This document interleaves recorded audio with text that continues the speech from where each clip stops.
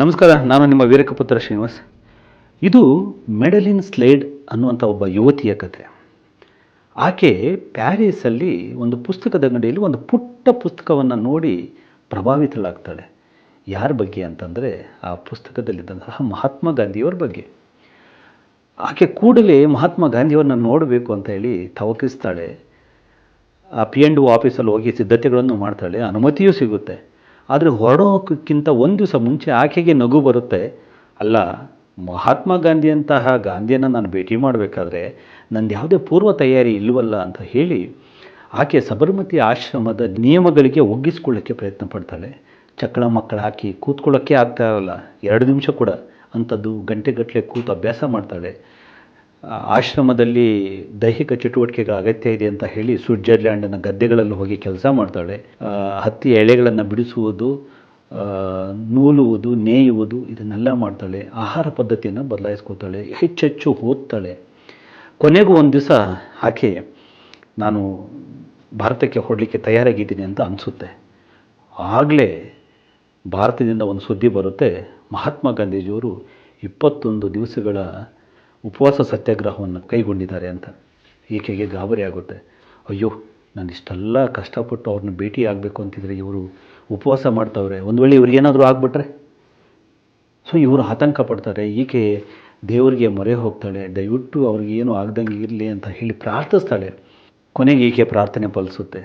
ಮಹಾತ್ಮ ಗಾಂಧೀಜಿಯವರ ಉಪವಾಸ ಸತ್ಯಾಗ್ರಹ ಮುಗಿಯುತ್ತೆ. ಅವರು ಆರೋಗ್ಯವಾಗಿ ಇದ್ದಾರೆ ಅನ್ನೋ ಸುದ್ದಿ ಬರುತ್ತೆ.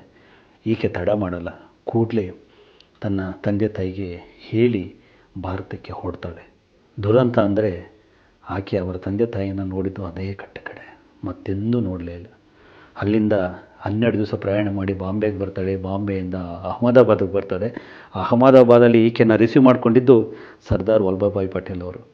ಈಕೆ ಆಶ್ರಮಕ್ಕೆ ಹೋಗಿ ಆ ಮೂಲೆಯಲ್ಲಿದ್ದಂತಹ ಗಾಂಧೀಜಿಯವರನ್ನು ನೋಡಿ ಎಷ್ಟು ರೋಮಾಂಚಿತಳಾಗ್ತಾಳೆ ಅಂತಂದರೆ, ಹೋಗಿ ಕಾಲಿಗೆ ಬೀಳ್ತಾಳೆ.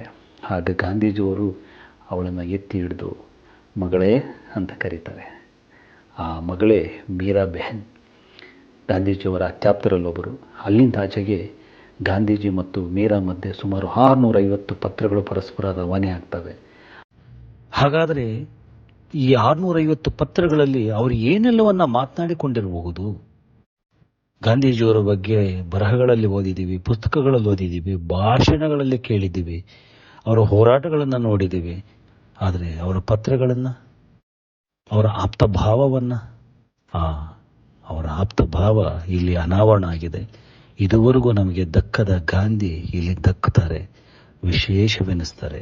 ಆದ್ದರಿಂದ ಈ ಪತ್ರಗಳು ನಿಜಕ್ಕೂ ಒಂದು ಸಂಗ್ರಹ ಯೋಗ್ಯ ಪುಸ್ತಕ ಆಗುತ್ತೆ ಅಂತ ನಾನು ನಂಬಿದ್ದೇನೆ. ಆ ಪತ್ರಗಳನ್ನು ಕನ್ನಡಕ್ಕೆ ಮಂಜುನಾಥ್ ಚಾಂದ್ ಅವರ ಮೂಲಕ ಅನುವಾದ ಮಾಡಿ ವೀರಲೋಕ ಪ್ರಕಟ ಮಾಡ್ತಿದೆ. ಒಂದು ಗಾಂಧೀಜಿಯವರನ್ನು ಹೊಸದಾಗಿ ದಕ್ಕಿಸಿಕೊಳ್ಳಬೇಕು ಅನ್ನುವಂಥವರಿಗೆ ಇದು ಅತ್ಯಂತ ಸೂಕ್ತವಾದ ಕೃತಿ ಅಂತ ಭಾವಿಸಿದ್ದೇನೆ. ಇದೊಂದು ನಿಮ್ಮ ಓದಿನ ಆದ್ಯತೆಯಾಗಿರಲಿ ಮತ್ತು ನಿಮ್ಮ ಮನೆಯ ಗ್ರಂಥಾಲಯದಲ್ಲಿ ಇರಲಿ ಅನ್ನುವಂತಹ ಮಾತನ್ನು ಹೇಳ್ತಾ, ಇದೇ ಗಾಂಧಿ ಜಯಂತಿ ಪ್ರಯುಕ್ತ ಬಿಡುಗಡೆ ಆಗುತ್ತಿರೋ ಈ ಕೃತಿ ದಯವಿಟ್ಟು ಹಿಂದೆ ಖರೀದಿಸಿ ಓದಿ.